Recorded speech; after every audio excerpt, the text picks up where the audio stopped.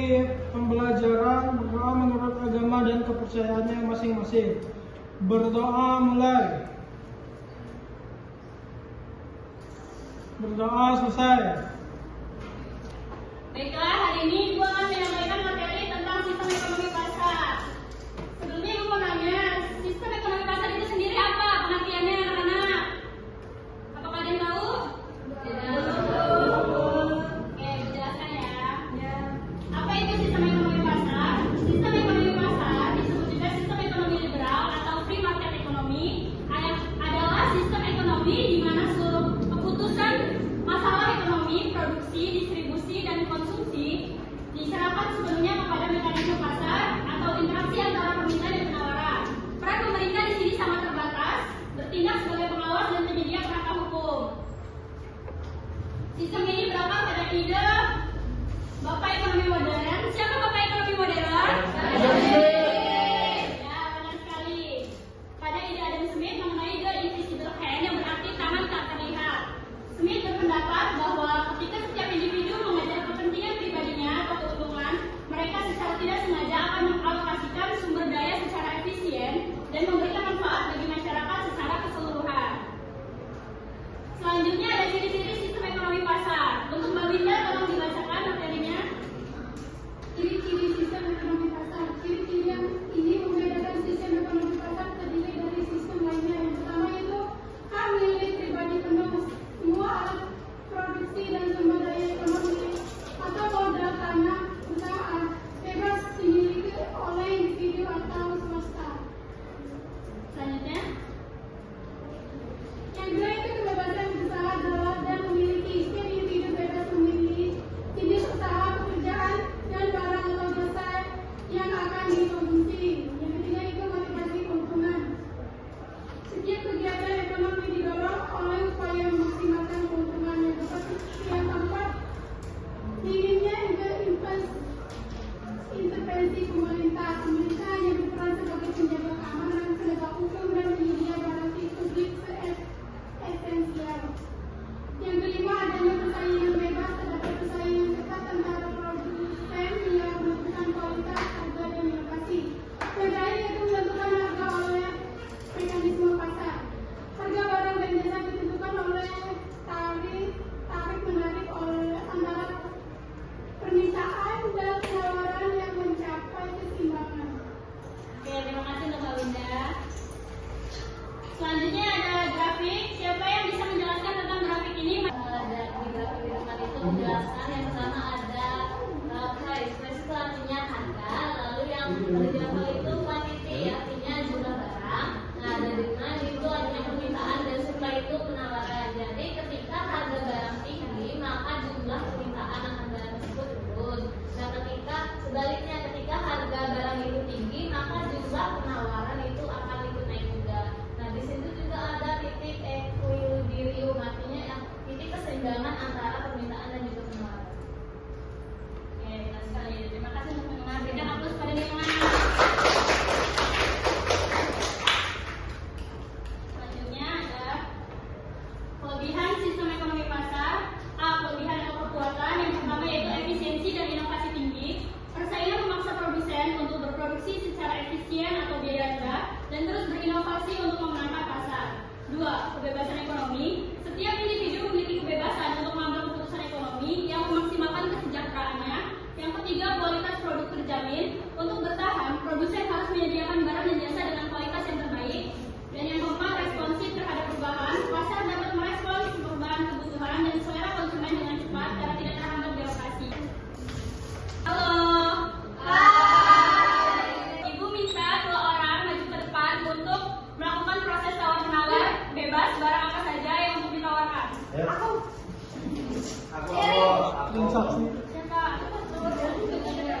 Boleh untuk Mas Budai dan Mas Abdul maju ke depan. Ini Mas Abdul sebagai penjual. Mas sebagai pembelinya. Oke. Barang apa? Pena. Oke. Dulu. Sampai belinya ya. Aduh, pena saya macet. Gimana ya? Sini mas, di toko saya ada pena. Berapa mas?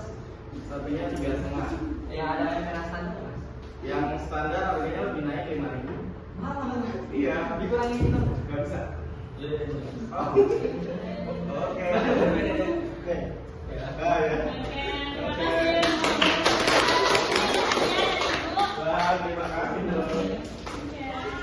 Selanjutnya ada kekurangan sistem ekonomi pasar.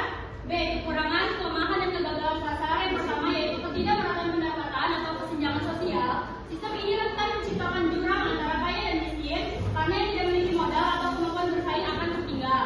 Yang kedua, munculnya monopoli. Persaingan dapat berujung pada terbentuknya perusahaan besar yang menguasai pasar, monopoli atau oligopoli, sehingga merugikan konsumen dan pelaku usaha kecil. Yang ketiga, eksternalitas negatif. Pasar cenderung mengabaikan biaya sosial dan lingkungan, misalnya polusi atau kerusakan alam, demi keuntungan. Yang keempat, ketidakstabilan ekonomi, rentan terhadap fluktuasi tajam seperti resesi dan krisis ekonomi. Dan yang terakhir yaitu pengabaian barang publik, kurangnya insentif bagi swasta untuk menyediakan barang publik esensial seperti pertahanan, pendidikan dasar karena tidak menguntungkan. Ibu ada satu soal, Ibu akan bagi dua kelompok ya. Yang ini kelompok 1 dan yang ini kelompok 2. Nanti masing-masing kelompok maju ke depan perwakilan. Nanti akan dapat hadiah. Ya Bu. Ya Bu.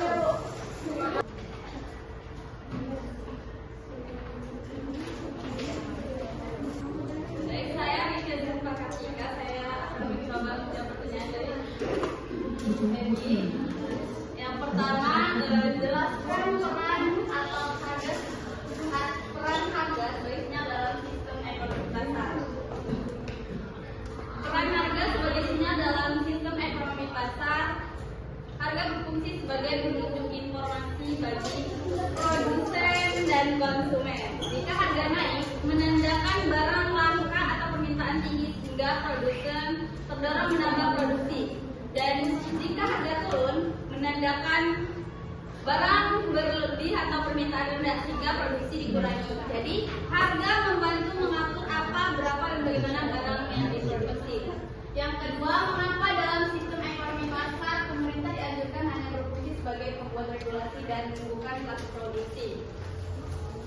Alasannya, alasan pemerintah hanya sebagai pembuat regulasi bukan pelaku produksi dalam sistem ekonomi pasar.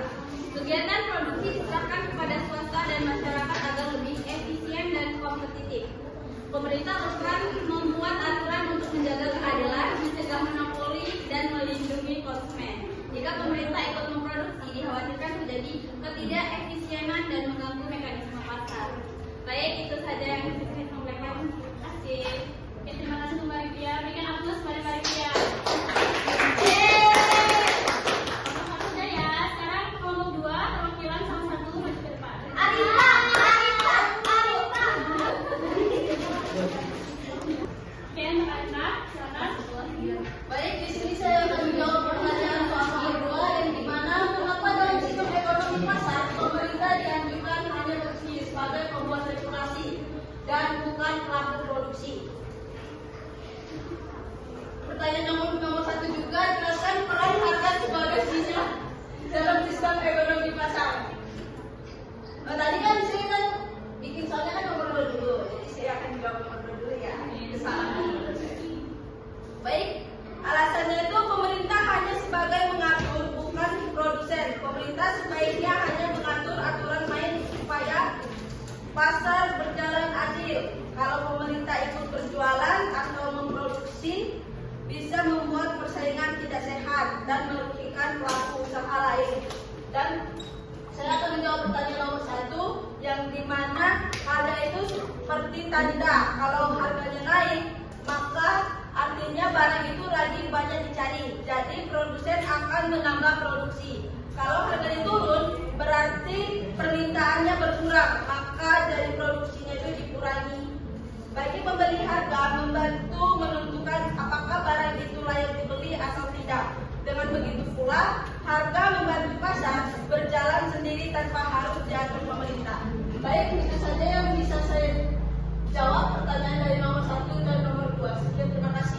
Ya, benar sekali. Selanjutnya Ibu akan memberikan tugas proyek kelompok yang akan dikumpulkan minggu depan, yaitu analisis bukti sistem pasar di lingkungan sekitar kalian ya. Nanti kelompoknya Ibu bagi. Terakhir yaitu kesimpulan. Kesimpulannya adalah sistem ekonomi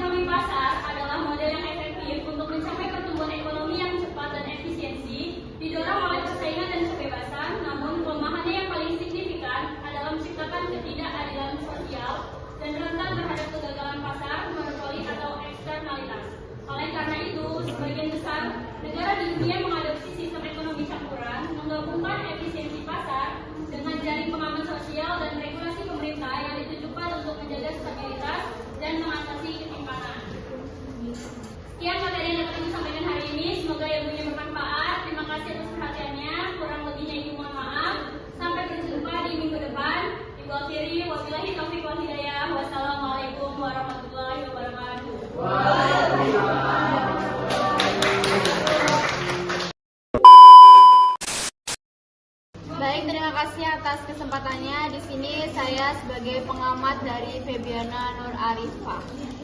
Yang pertama yaitu tentang keterampilan mendesain pembelajaran atau RPP. RPP yang disusun sudah baik dan sesuai dengan tujuan pembelajaran. Dalam keterampilan membuka pelajaran juga sudah baik karena dengan menanyakan kabar dan mengabsen. Yang ketiga yaitu keterampilan menguasai dan menjelaskan materi. Dalam menguasai menjelaskan materi itu sudah cukup baik, tetapi dalam menyampaikan materi terlalu cepat. Yang ketiga yaitu keterampilan mengelola kelas. Itu sudah baik karena meminta siswa untuk membacakan materi sehingga dapat membuat peserta didik untuk fokus kembali. Mungkin itu saja tanggapan dari saya. Saya ucapkan terima kasih. Terima kasih atas kesempatannya. Di sini saya sebagai pengamat Febiana Nur Arifah ingin menyampaikan komentar saya. Yang pertama tentang keterampilan menguasai dan menjelaskan materi.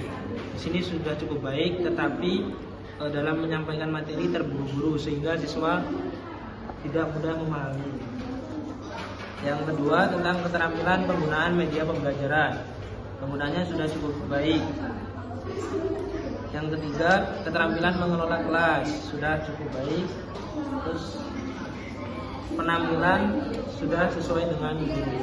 Sekian, terima kasih. Baiklah, terima kasih untuk Mas Indra dan Mbak Setia yang sudah mengomentari. Semoga kedepannya saya bisa lebih baik dari hari ini. Saya akhiri. Wassalamualaikum warahmatullahi wabarakatuh. Waalaikumsalam.